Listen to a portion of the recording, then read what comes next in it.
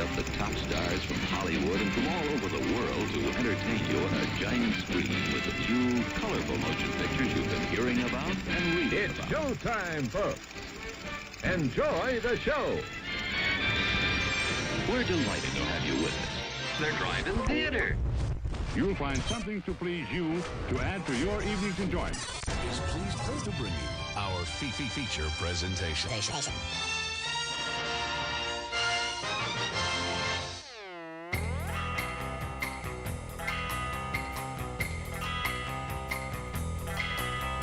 Good evening, everybody. What is going on? It is another Monday night. It is 8 o'clock Central Standard Time. We are coming to you live with the Drive-In Speaker Box Podcast. I am your host, Bo, the Boom Operator. And I'm Slick Doggy, the Grip. And it is November 18th, 2024, and we're here to talk to you about movies. We were not here last week. I just had a whole lot of... there was a whole lot of shaking going on, and I just could not make it up to the studio. But we're here now. We're here now. We're going to talk to you about movies. I caught a movie last week. I caught a movie this week. I don't know how I managed to find the time, but I did it. Last week I saw Heretic. I'm going to be talking to you about that movie later in the program. And then I also, just yesterday, had enough time and ran and squeezed in A Real Pain, the movie written and directed by Jesse Eisenberg and also starring him and Kieran Culkin. So we'll be talking about that in the program as well. Jake, what about you? I watched Red 1. You did? Because somebody had to. I was thinking, because this is the first year in a long time that some of my family will actually be in town for Thanksgiving. Normally, I'm just totally rolling solo for Thanksgiving, and it's the way that I like it. Everyone's like, oh my God, that's so sad. Do you want to come over for food? I'm like, no, I don't. I want to sit in bed. I want to be a disgusting slug on my couch. Have your Hungry Man and your Steven Tyler PJs? Yes, that is exactly what I want to do. And but this year, some of my family's actually going to be around in town, because I usually go to visit my grandmother in Alabama, but this year's not looking like they're going to be able to do that. But anyway, they wanted to go see Red 1. It's like, oh, let's go on Thanksgiving Day and go see Red 1. And I'm like, well, okay. So I haven't seen it yet. So I guess we'll be talking about that later in the show as well. We'll have to keep the news section pretty small this week if we're going to fit 3 movie reviews all into one action-packed hour. Get in there. So, yeah, all right. Well, speaking of news, it's been a week. Some stuff has happened. There's new movies coming out this week. There's new trailers that just dropped. We were just talking about one because I haven't seen Jake in a minute either. We were talking about the new Mission Impossible trailer. Oh, yeah. We love Mission Impossible around here. Great action series. And how'd you feel about this trailer? I mean, I'm excited. Every time there's a Mission Impossible trailer, I get stoked about it. Because it's Mission Impossible. Because it's Mission Impossible. Plus, you get to see Tom Cruise running in several different settings. He's in the savannah. He's in the city. He's in the middle of an alleyway. And then he's on the bottom of the ocean. And then there's action in the air. It's going everywhere. And it's finishing the story because the last movie was a little slow, right? Not everyone was super on board with it. But it got exciting. And then it was like time for the sequel. I am beyond ready. And I know that, man, if y'all remember, before the last movie came out, I was stoked for ever. And it kept getting delayed, and it was ruining my life, and I needed Mission Impossible. And now I'm back in that mode. I need Mission Impossible. More in my life. I need it, man. So I'm excited. It looks good. Tom Cruise in a submarine just looks like so much fun. Yeah. I agree. Stoked. Now, did you see the Easter egg that they're talking about in the trailer is that someone's like, the rabbit foot virus is making a comeback, and that's from Mission Impossible 3. So that's kind of interesting to see where they're going to go with that. So tying things in from all the Mission Impossible universe. It showed several things, yeah, because it has like him looking at the knife like that he dropped in the first one, and there's members of the team, I think, or people that you've seen in previous movies that are all going to be there. I mean, this is Final Reckoning, right? Like it's most likely the last of the Mission Impossible movies, which, I mean, that's fine. You got to end these things. You can't just Fast Keep and them Furious forever, them until you ruin it for the people that really enjoy your franchise. Find a comfortable place to end it.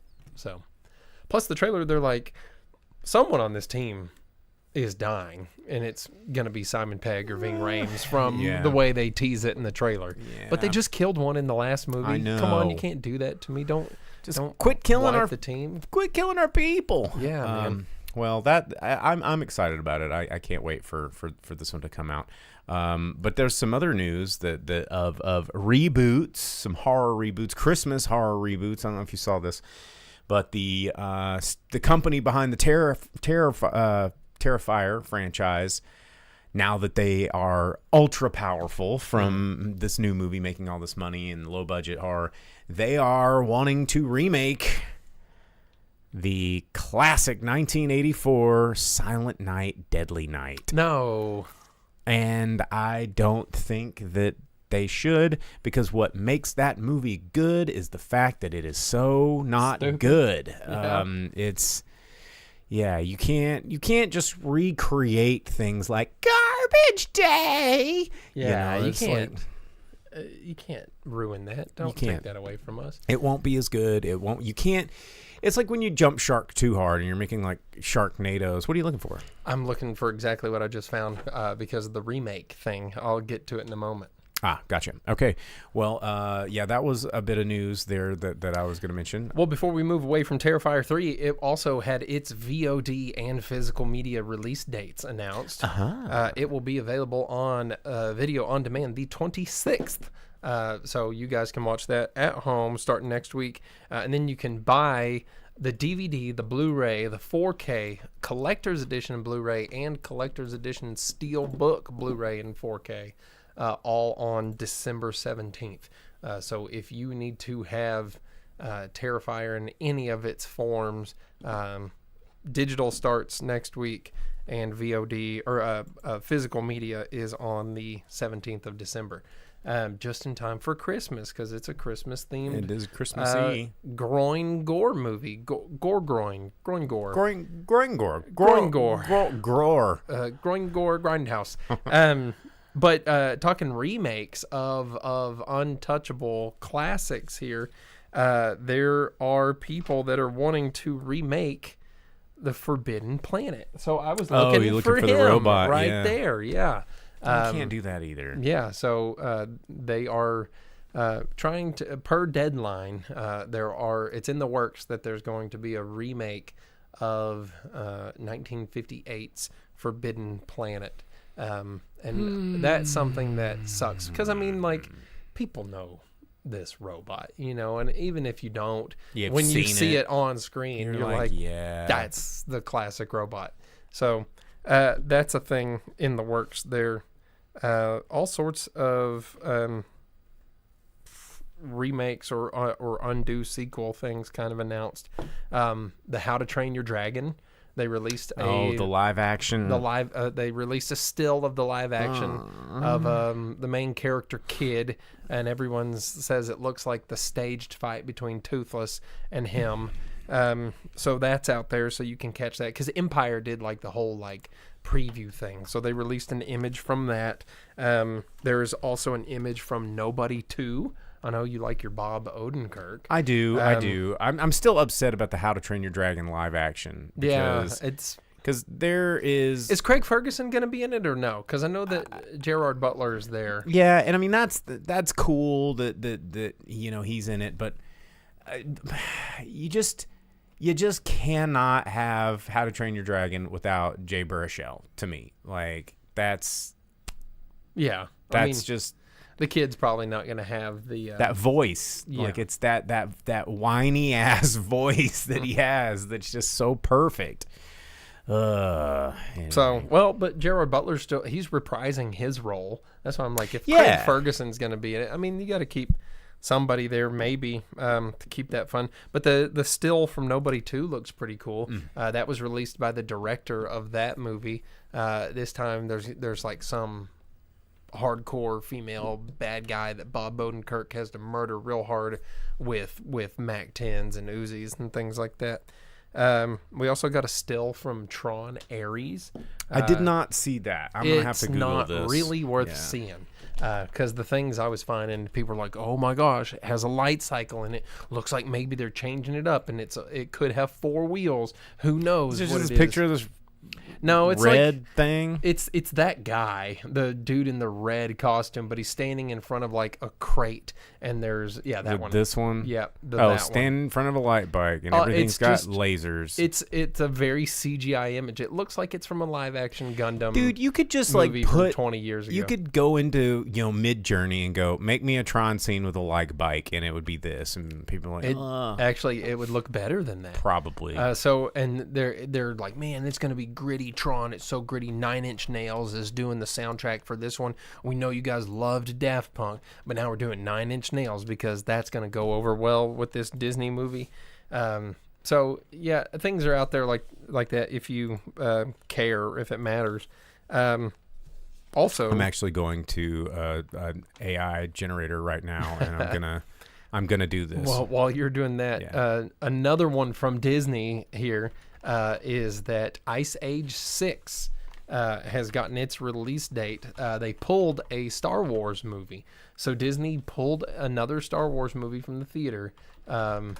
It was yet untitled, but it had a release date of December 2026. Oh. And so now Ice Age 6 is going to be a thing, and it will occupy that slot. And it's going to be the first Ice Age released under Disney as the studio rather than Fox, since Disney owns it. Wow, it does look better. Boom. There you go. There it is. For those of you that are listening just to the podcast, you really should think about subscribing on Twitch or Facebook Live or YouTube. You can catch our live stream. We do this live every week. And you can look up at the TV viewer above us at the AI-generated image that I just pulled out of my butt. And I put in some prompts. I was like, Tron with red lights, light bike, moody, cinematic. And boom, it like actually does look cooler than the thing that we just looked at that was the actual image still. Yeah, it's rendered better, which Yeah. is the weird part. Also, sequels that you didn't know were going to be a thing because you didn't even think about it. Jay Chandrasekhar was in an interview, and you probably already know where this is going now. He said that they are in final talks with Disney for Super Troopers 3. Mm-hmm. And isn't that weird to think that Disney will have Super Troopers? Because they bought Fox, and now it's just everything's coming up Disney. It's all Disney. And they're not afraid of the R rating anymore. No, man, they've been releasing horror movies and Deadpool butthole stab movies. I'm telling you, just if anything, that's the Broken Lizard ever taught me is do not do maple syrup shooters. They're not a good idea. They don't work. Don't do it. Griff asked, well, if you do real maple syrup and it's more runny. Yeah, then, don't do like Aunt Jemima shooters. that you wouldn't be able to breathe or swallow. It would be awful. Griff says, what does the mouse not have at this point? DC. They don't have Warner Brothers, which... the other in other news, in other news here, friggin' James Gunn confirmed, which this seems to happen every other week. So Disney Marvel horse crap happens every week nearly, and the DC stuff seems to be every other week. Because last week, in the interim here, there was the announcement that they have cast their Batman and I think Wonder Woman. So they have their 3. They have not told us who Batman and Wonder Woman are yet, nor are they on the schedule because the now confirmed first 5 releases of the new DC is Creature Commandos, which they've been saying is going to be the first thing for a while. Yep. Superman, Peacemaker, continuing with that, so I think that's like season 3 of Peacemaker or whatever.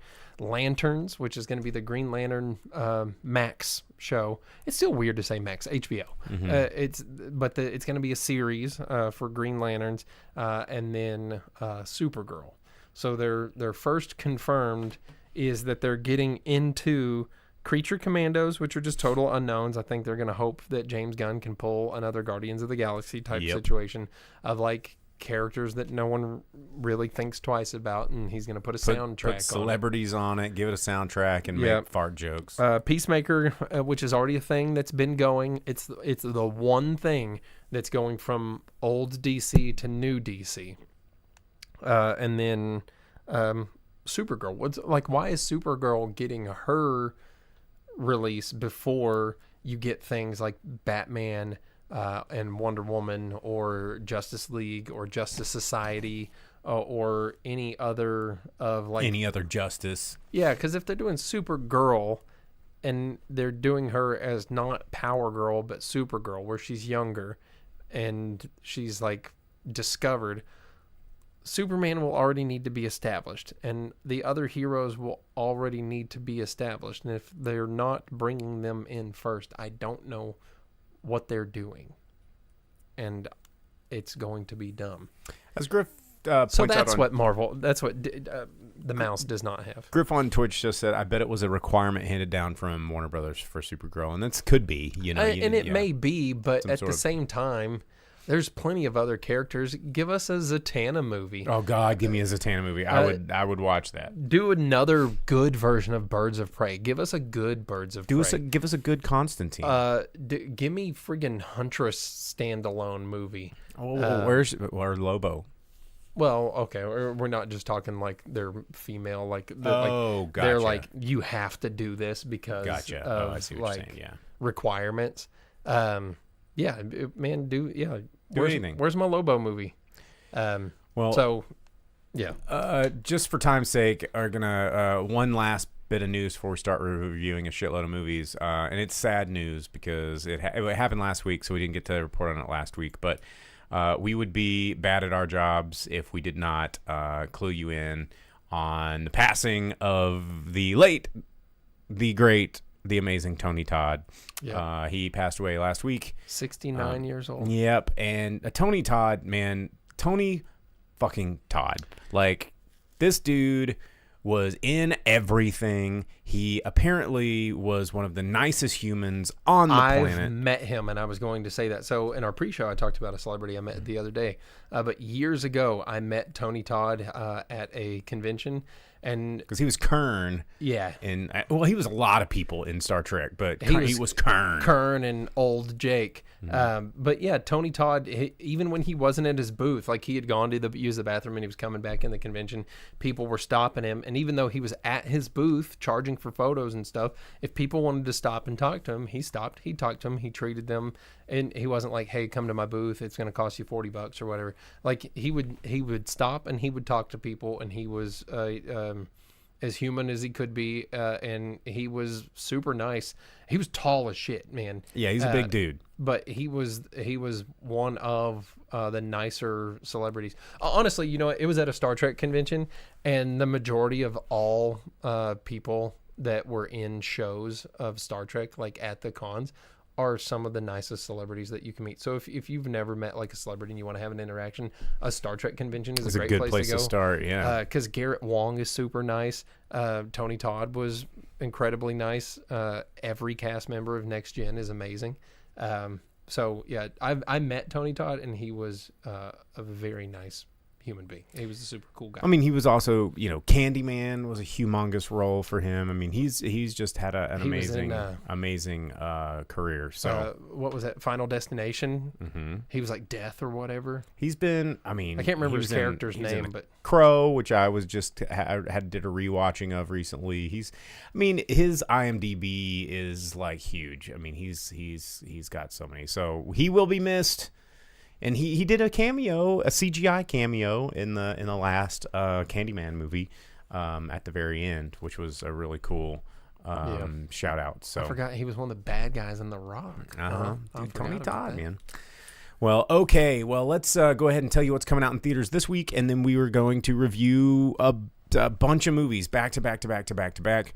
Let's go ahead and get these new movies out of the way, though. 2 huge movies coming out for the holiday, which is getting right around the corner. We've got Wicked coming out in theaters this week. Of course, a lot of controversy surrounding this movie that has nothing to do with the movie, which is hilarious. The first bit of controversy that happened was when a fan redid the movie poster to make it look more like the Broadway movie poster of which this is based on, but it took the main character, what's her name, Cynthia Erivo, it took her face and kind of blacked it out a little bit more, just like the Broadway and the novel is, and then it caused this whole controversy that they were trying to, like, That's what it was, because I glossed over it, but I realized she was not mad care that it, like, took her face out, and it was like, oh, it's racist, you're trying to, like, erase me because I'm, like, a black woman and playing this character, and Did it give her, like, the witch nose or something? well, it just, like, it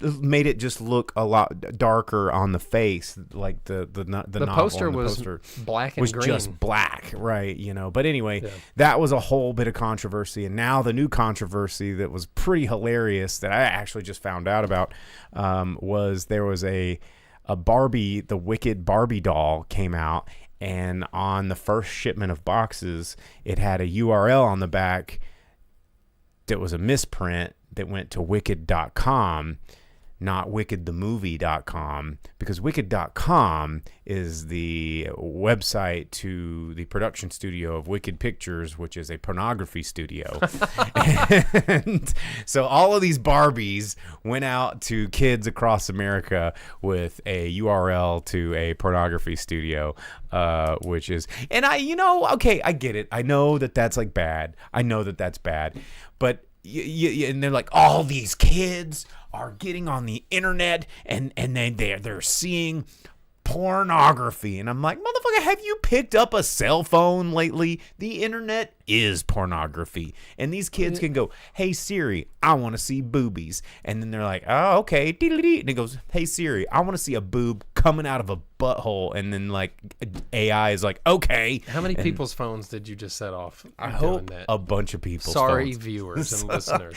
But I mean, it's like we can't get that mad about it. Like, if your kid wants to see like hoo-has and bing bongs, like, they're gonna find them. Like, okay, they're not gonna just discover the filth of the internet because your Barbie box, like, in a fine print said wicked.com. That is awful. Like, that's hilarious. That's really terrible. What was it, like whitehouse.com, I think, was a porn site, but it was whitehouse.gov. They're like, oh, go to god.gov, not .com.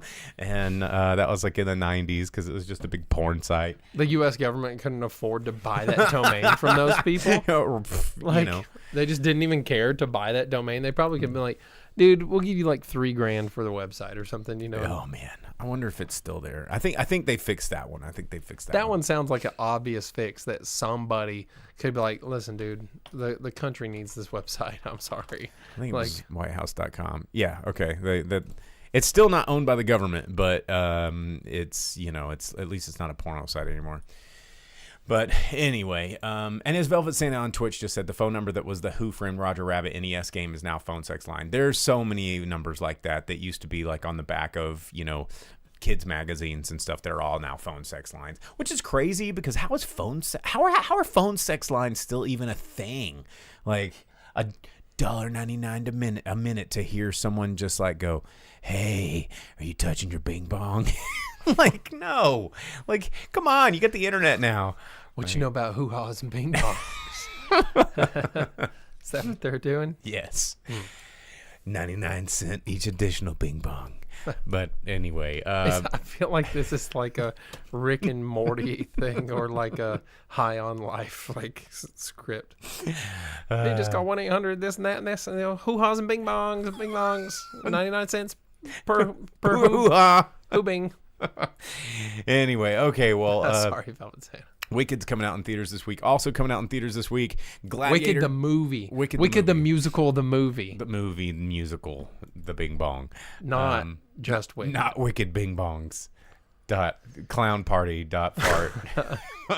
Anyway, Gladiator 2 coming out in theaters this week. The most unnecessary sequel of the century coming out. Apparently, Denzel Washington is really upset that they removed a gay kiss scene that he was really proud of in this movie. And he's probably just like, you made me do that and you ain't even gonna put it in the movie. But yeah, so Ridley Scott coming back to direct this movie is after his home is conquered by the tyrannical emperors who now led Rome. Lucius is forced to enter the Colosseum and must look to his past to find strength to return the glory of Rome to its people. And I could not care any less about this movie. My God, this movie looks so just unnecessary. You gotta think that these like Roman dudes like after this would be like, listen guys, these gladiators are honestly a problem. Yeah. Like maybe we should stop empowering them like this. We can find other ways. But the magic is lost on me. Like, we've seen it before. I think the thing that made the first Gladiator movie so entrancing is that we'd never seen anything like it before. And it was big and it was epic and it was like a return to these old, like, movies that we just hadn't seen made since like the 60s and 70s when they could build coliseums. Like, what's the Charlton Heston, Ben-Hur? Yeah. Where they actually had horses like dying on cinema, which before PETA came in, thankfully. But there was people in there, and they were really doing these gladiator races. And the first Gladiator movie was like, holy shit, it's big. And now it's like everything's CGI, and we've seen it, and it's like, okay. Are they going to be going through the rice field and be like, again? Like, I don't give a shit. Also, the trailer, I think, it just showed, like, some dude getting eaten by a shark in the Coliseum. Like, I know that they had crazy things going on in the Coliseum, but, like, is it a shark? Yeah, it's a shark. Like, that's ridiculous. Yeah. I don't know. Like, I know that they filled it with water and they put boats in it. That is a real thing. They had boat battles and they had like hippos and stuff like that in there. I think a shark is a little. Don't think they had the technology to move a shark. Yeah, that's what I was thinking. I'm like, regardless of how far it is, I don't know. I mean, I'd be interested in looking it up now if it was real. Then... All right, we're gonna do it. We're gonna say, did the original Colosseum have sharks? And it says, nope, there's no evidence that sharks were ever in the original Colosseum. While the Colosseum was flooded for naval battles, historians believe that water was only deep enough to float a boat. Yeah. I mean, that's what having sharks in there is...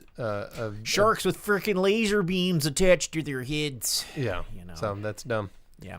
Anyway... that's coming out in theaters this week. You can check it out. But now it is the middle of the program. We got to start reviewing some movies. Goddamn, we have so many that we have to go through. I'm going to go ahead and start with the oldest one that's in theaters. I'm going to start by talking about Heretic. We're going to turn things over to Jake, and we're going to talk with him about Red One. And then I'm going to come back to you, and we're going to end on a real pain. So Heretic... of course, you heard us talking about this movie several weeks ago when it was coming out in theaters. I was looking forward to it. It is... the new movie by writer and director Scott Beck and Brian Woods. It is starring Hugh Grant and as well as Chloe East and Sophie Thatcher. It does have a cameo appearance by Topher Grace, which kind of caught me off guard, and I thought it was kind of fun. But it is about these two Mormons and these two Mormon girls that approach this house to spread the gospel. The house ran by Hugh Grant, and he is playing the role of Mr. Reed, and he invites them in and basically locks them in and sets this big trap of like the trying to show them the true religion, right? And it's very creepy. It's very theological. It's very slow burn. It's not scary. It's billed as a horror movie, but it's very much a psychological thriller. There is a bit of twists and turns that come through this movie, but what I will say is it is a fantastic performance by Hugh Grant. He is chilling, he is creepy, he is unsettling, and he is very believable as like a creepy old monster man. But really, this movie it's cool in a way that a lot of movies that deal with let's just say we'll say religious horror, right? There's a lot of movies about like Catholicism and demonic possession and like all these things, and then there's the inverse of it where it's like the Bible's hooey, this is not real, and blah blah blah blah. This one kind of takes this interesting approach of these two people that are very faith driven, and this guy who is a student of religion, that he was so studious and so driven to pursue faith that he kind of He's like, I've searched extensively and I found this is the real religion. I'm going to show you the true God. And he's kind of lost his mind about it. And he's trying to put these two very devout Mormons through this series of trials to test their faith. But by the end of it, what's really, really interesting is these movies generally take one road. They either take this like faith-based where it's like, God's right and you're wrong, so, praise Jesus. Or they're like, people that praise Jesus are stupid. Look, see here, atheism rules. This movie plays it really interesting, and by the end of the film, if you have faith or if you don't, it leaves it ambiguous enough at the end, the way it ends up, to where it's like, if you're a believer, you can still walk out of here with your faith. And if you're a non-believer, you can still walk out of this movie thinking it's all hooey. And I thought that was really kind of cool, because I took a lot of my staff to see this movie. And one of our staff members he's still very into his faith, goes to church every Sunday, teaches in Sunday school, and he hangs out with all of us heathens, which is good on him. But he also enjoyed this movie. He's like, it didn't come in here and just immediately shit on people that are believers, but it also asked a lot of really big questions about faith and about like where religions come from. And it was an intelligent movie. I thought it was fun. It did get a little pandering at times, but overall I thought it was pretty well executed. I enjoyed watching it the whole time.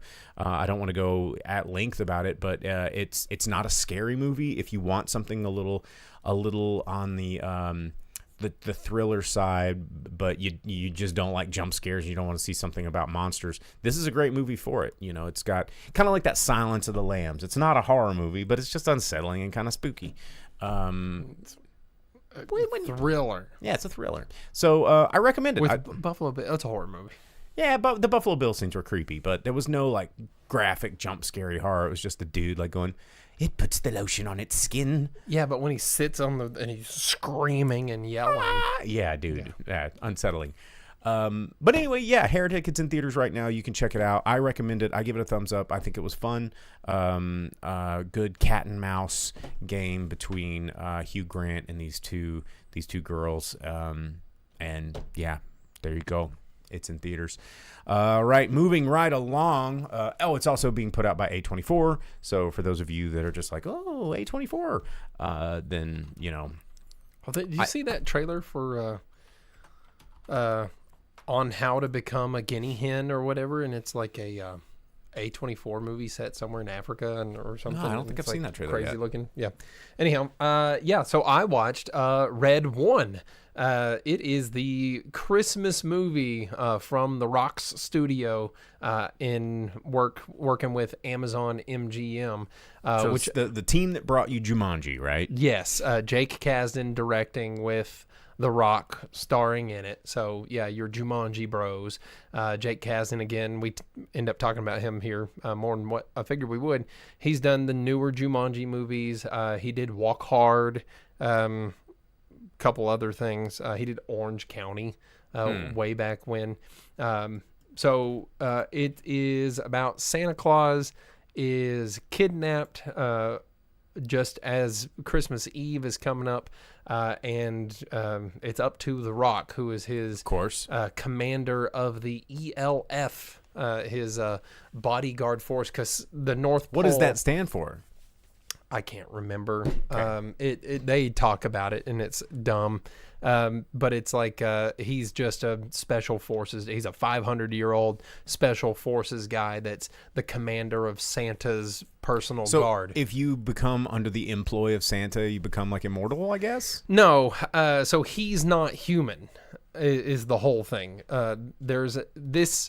So they've taken the idea of the Godzilla King Kong stuff, and there's an organization called MORA, which is the Mythological Outreach and Repopulation Association or something like that. It's just like the oversight guys for the Godzilla King Kong thing, but there's mythological worlds and creatures, and they exist, and it's up to this international organization to make sure that their world can maintain in conjunction with ours. And so the North Pole is this super high-tech complex where trolls and ogres and sentient polar bears and people like The Rock all exist, and Santa does all these deliveries, and he's friends with the U.S. military and the Mora organization and stuff like this, but he's kidnapped, and now it's up to The Rock and Chris Evans' character, who's a hacker tracker dude, and he's the one that sold the info that allowed Santa Claus to be kidnapped. Get kidnapped. Okay. And so his thing is that he can find anybody, and now it's up to them, just a 2-man team,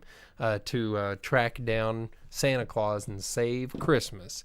And everyone has very cardboard acting, because this movie's a paycheck, and it's they keep telling you it's for the kids. Well, they should have thought about that a little more while making the movie. It's clearly a kids movie, despite them having some innuendos and some cuss words. But well, I mean, most these style holiday movies are, but doesn't necessarily mean that they have to only be for kids. Like no. What's it? Christmas Chronicles is actually really damn good, and I mean, Kurt Russell as Santa. Come on, let's get out of here. But yeah, they don't have to be stupid to be kids movies. This one is definitely stupid. Don't get me wrong. This one is stupid, but it's pretty simple. It's aimed for kids. Just imagine the Santa Claus plus like the Hitman's Bodyguard, or and then mixed with any kind of heist movie that you can think of. Okay, so it's very much the Santa Claus, where there's a Santa Claus. He has this complex. It's up to him to do Christmas, and it's kind of goofy family hijinks. But Chris Evans' character is just this turd, this total shitbag guy. He's terrible to his kid and stuff, and they try and go and they seek out Krampus, and I like that they're including Krampus now, because now maybe when I do my Krampus displays and stuff, people are gonna be like, okay, I know what Krampus is. So it sucks that they give Krampus away in the trailers, because he's voiced and played by Christopher Hivju from Game of Thrones. Oh, that's a perfect casting. And he's actually a really good character. And if he would have been kind of a surprise, instead of it being given away in the trailers, it would have been a lot more entertaining. He's probably the best part of the movie. Of course, because Krampus rules. And then J.K. Simmons and Bonnie Hunt as Mr. and Mrs. Claus is just really weird. The Rock is trying so hard just to be The Rock. And there's so many people that, Lucy Liu is just, she's cardboard as can be. As Lucy Liu. Yeah. So I noticed that Kiernan Shipka is in this movie. She is a Christmas witch. Gotcha. She's one of the is she the Italian Christmas witch? Grilla. Yeah, holy shit, they include, that's cool. Yeah. Okay, cuz that's I'm really into oddball kind of spooky-esque Christmas traditions. Well, so the fun parts of the movie Grilla the Christmas Witch is something that I've always wanted to do here, but you just don't get it. And the fact that she was Sabrina the Teenage Witch is actually kind of funny. So the best parts of this movie is the Christmas lore, and them talking about mythological things. And the mythological world includes the Headless Horseman, and evil Frosty the Snowmans, and Krampus and Grilla and Santa Claus and all these different things. So they're all these myth things are real, and we control them and keep them under wraps. It's cabin in the woods. But the Christmas lore of Krampus and Grilla and Santa Claus and the regions that they surface, I guess you would say, and then that Krampus and Grilla want to punish people, but Santa Claus is we can't do the punishment. We need to reward good, but not necessarily punish bad. And Krampus is I'm gonna beat the hell out of them and drag them off in a sack. And Grilla's I'm going to just trap them for eternity. And the history of Krampus and Grilla and Santa Claus, that part is the fun part. But it's every time they give it to you, you're that sounds cool, and then it goes back to kids movie. Oh, bummer. So it's just as dumb as you would expect it to be, but it works. They they load you up with dumb right at the beginning, and they're like, listen, this is not going to be good. It's going to be dumb. Settle in. Just buckle up. Yeah, and then they'll give you like spurts of like action and fist fights and fun stuff like that, and then it just, it paces itself until the end in a very poor way. But it's not a bad movie. I think if you have kids, it'll be something that you can stand sitting through, and that they would probably have fun with. One watch is probably going to be enough for it. So yeah, it's not going to be a Christmas classic. No. Nick Kroll is in it, and he's like over the top. He's always over the top. Just totally though. unnecessary. Mark Evan Jackson, who's the dude that plays like Captain Holt's husband, Kevin on Brooklyn Nine-Nine, and he's in some like Marvel stuff, and he always plays like this super dry dude. He's in there for like 10 seconds and is totally underutilized. Like there's so many things where you're like, oh, this part's interesting, and then taken away. Yeah, and taken away. But it's not as terrible as it would be. I am upset that it's an Amazon movie, and I was like, honestly, I was like, screw going to the movie theater, and I looked to see if I could just watch this bull crap at home. But it wasn't there. There were parts of it that made it fun in the theater, like Santa yells some magic word that makes the reindeer go like light speed, which was pretty cool. And there was some fun theatrical experience things in there. So I think when you go watch it next week, I mean, yeah, some movies are good in the theater. You're not going to feel like you wasted your time, but it's not like you're going to be like, hell yeah, that was a good movie. Well, right Velvet Santa asks if it's worth watch. I think if you have a kid aged like 10 and up, that's where you'll probably enjoy it the most, or maybe like 8 and up. So I think that's where you'll find the most joy in it, because there's super cheeseball moments, but most of it's just slapstick with light heist going on. So right on. Well, it's in theaters right now, not doing very well at the box office, but I think that's kind of anticipated because they're going to obviously run this a little bit through the holiday and Thanksgiving weekends. Yeah, I mean, it's really not anything you haven't seen. It's the Santa Claus plus Percy Jackson. Gotcha. Well, that is in theaters right now. You can check that one out somewhere. Also in theaters right now is the movie that I went and saw yesterday. It's called A Real Pain. This movie is the title is interesting because by the end of the movie you realize that the name of the movie has kind of a double meaning. It's about these two kind of mismatched cousins. They're of Jewish descent. They're reuniting through a tour through Poland to kind of honor their beloved grandmother. But this trip kind of takes a turn when old tensions resurface through kind of like things that have happened in their past. This movie was written and directed by and starring Jesse Eisenberg, but Kieran Culkin is who this movie is about, and my God, does he steal the show. Like, wow, the performance. It's been a long time since I've watched, just like an actor on screen just have such a huge range where I'm just sitting there going, God damn, like they're doing this is acting, right? And Kieran Culkin, not somebody that everybody always thinks of, because a lot of the times people, like, when they think Culkin, they think Macaulay, mainly just because he was in Home Alone. But Kieran Culkin has always done great roles. I mean, people remember him from his performance in Scott Pilgrim versus the World. I mean, he was fantastic in Igby Goes Down. If you've never seen Igby Go Down, that's a really, really good movie. But this movie, a very, very serious role. These two brothers, they're going on this sort of Holocaust tour through Poland. And they're with this tour group, and so the dynamic is Jesse Eisenberg, of course, is a very Jesse Eisenberg character.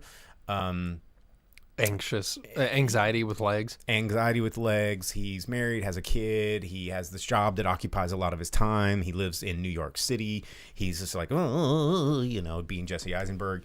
And then Kieran Culkin is his cousin, who's more laissez-faire. He's just like, hey man, you know, he walks into a room, he wants to be everybody's friend, he has good jokes, he can read people really well, you know, and he just seems to be the life of the party. But as you discover, he also has crippling and crushing depression. And then as you continue to move through the movie, you find out that he had attempted suicide fairly recently. And then the effects that has had on Jesse Eisenberg's character, and, you know, and how it affects other people, and just that becomes, you know, you think that the movie is called A Real Pain because this guy is just kind of coming in and he's just a pain in this guy's ass. But the reality is the real pain that Kieran Culkin carries day to day and is dealing with in this sort of just isolated journey. But one of the interesting things is, you know, especially when you deal with depression, this is one of the most real movies about depression that I've ever seen in my life. But, you know, you look at people like, say, really good examples. Robin Williams comes to mind, and Jesus, I can't believe I'm blanking on his name because he's a personal hero. No Reservations. Anthony Bourdain. Two guys that everybody were like, oh my God, these guys light up the room. Everybody likes them. They're so much fun. They're so funny. They're so witty. They're so successful. They're so whatever. And they both killed themselves because they both silently suffered from crippling depression.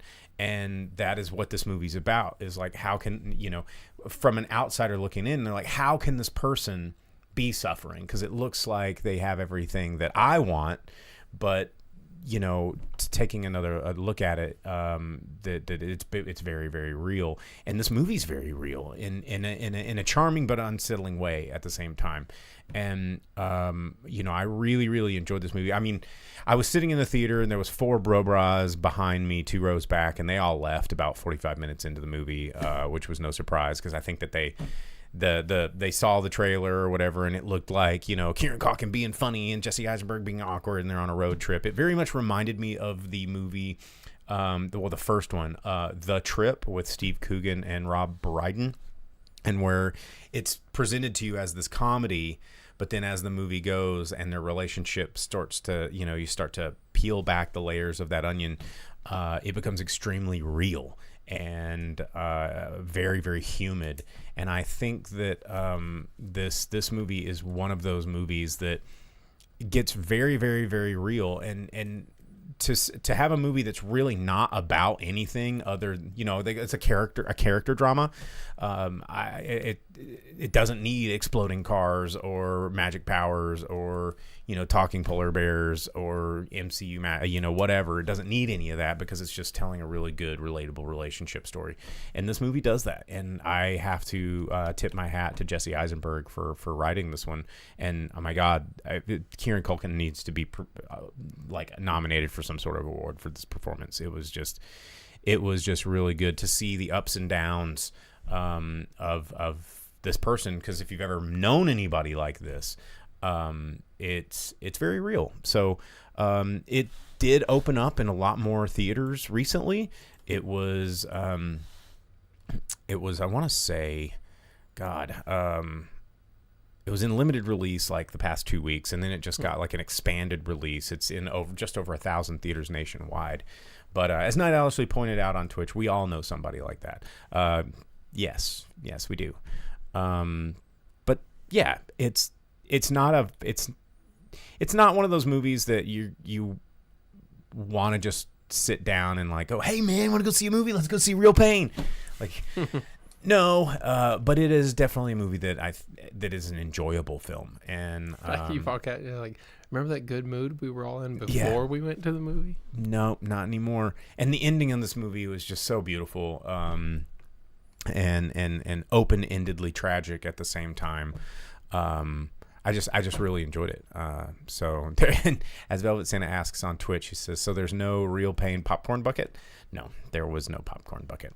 But I recommend this movie for people that like movies that are about human stuff. You know, I think that this is a good one, and happy that it's in theaters. This is not the kind of movie that you see in theaters very often these days.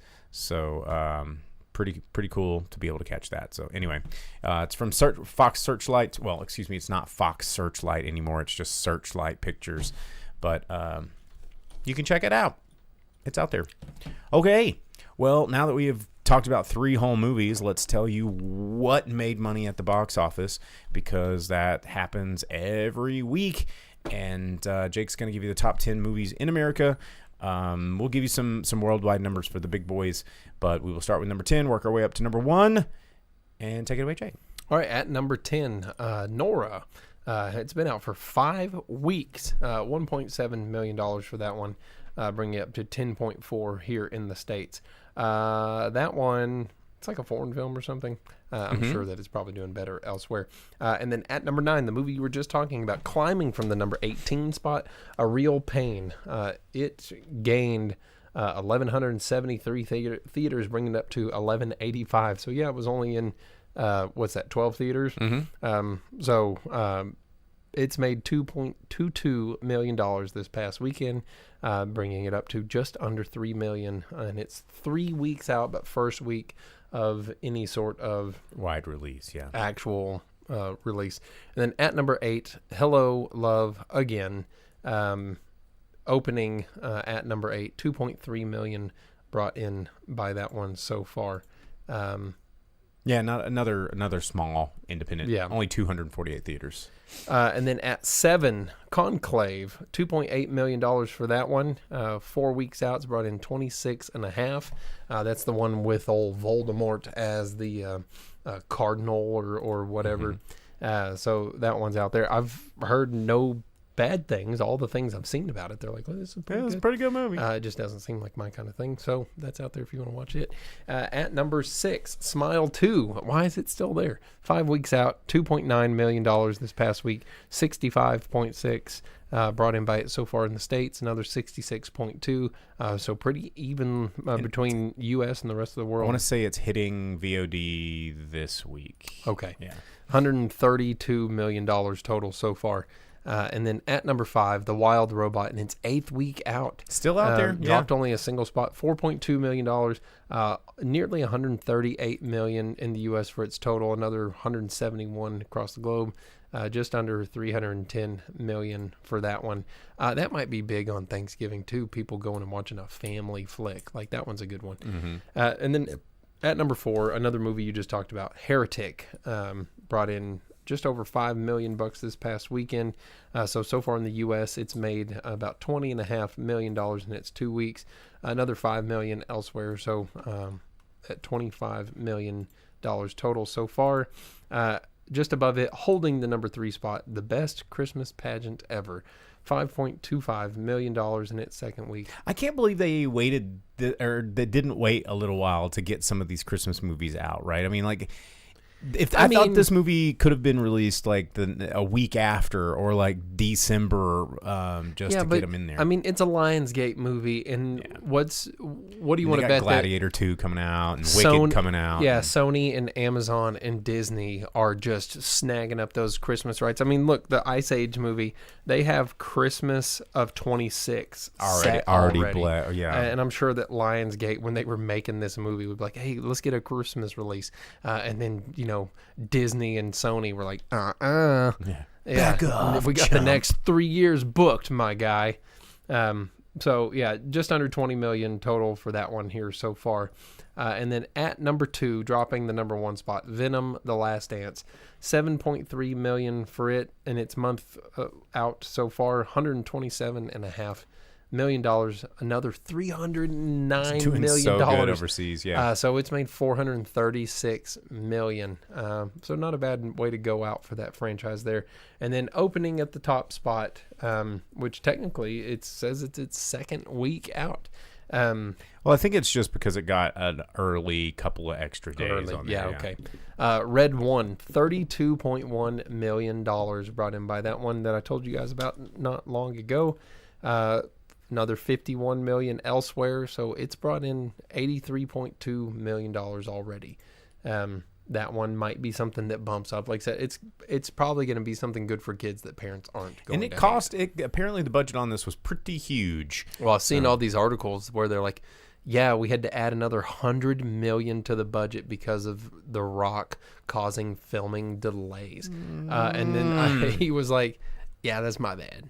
Like, yeah, so. Okay, a Griff over on Twitch jumped in with a comment and said it had a budget of $250 million. That's too much. That's too much. Like, these movies don't need The Rock. Like, you know, I mean, it's a Christmas movie anyway. Like, we don't need a $250 million budgeted Christmas movie. Okay, we just don't. Yeah.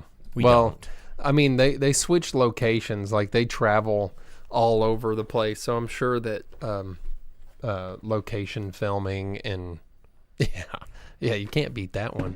You got Sinbad, and you have Jingle another. all the way, baby. You have The Big Show in that one. Yeah, there's wrestlers all over. Santa. So there it is. That's the top 10. All right, guys. Well, thank you for tuning in. That has been our show. I don't know. We have not confirmed with our DM, but I don't know how you're feeling about it. But my week is starting to calm down a little bit. Maybe we'll jump back up for some more excitement and adventure with some Dungeons and Dragons Driving Speaker Box Edition pretty soon. But we will keep you posted on that. If you want to jump into the Discord, find us over on our Discord. You can find all of our fun things to like and subscribe to over on our link tree, which is at driveinspeakerbox.com. Again, thanks everybody for tuning in. We will be back next week. Sorry, Velvet. And yeah, we hope you guys are getting go buy your turkeys now if you're planning on doing Thanksgiving, because they are starting to sell out at the grocery stores. So let them thaw. And if you are deep frying a turkey, Alton Brown just jumped back and did a short little video series on his YouTube that I thought was like inactive for months, but showing you how to properly deep fry a turkey safely. I love Alton Brown. AB's my homie. You went and watched a live show of his, right? Twice. Also, everywhere's already doing their Black Friday stuff, so be careful with your spending. It's easy to fall into traps. It sure is. You want to make sure that you got money for travel and family and car maintenance and any of the things that could happen in your life. That's right. So. All right, guys. Well, we will see you guys next week. Thanks for tuning in. I am always the Boom Operator. I'm a Grip. Bye-bye. As you leave the theater, folks, please be careful. Don't let this happen to your car. Be sure to remove the speaker before you leave. If you should accidentally pull a speaker loose, please turn it in at our snack bar or box office. Thank you.